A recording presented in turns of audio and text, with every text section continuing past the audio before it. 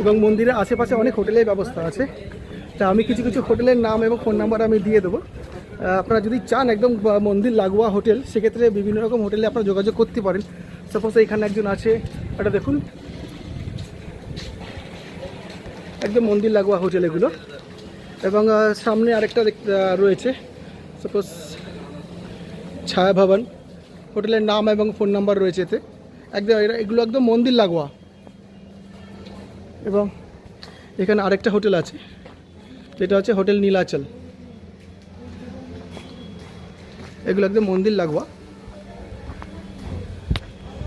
হোটেলের নাম এবং ফোন নাম্বারটা আমি এখানে, ফোন নাম্বার কোথায় আছে, উপরে আছে ফোন নাম্বার।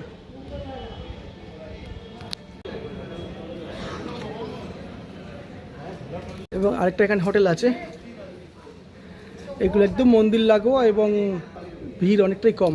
হোটেল তারা ভবন, ওকে। এবং একটা হোটেল আছে, হোটেল কামাখ্যা টেম্পল লেখা আছে।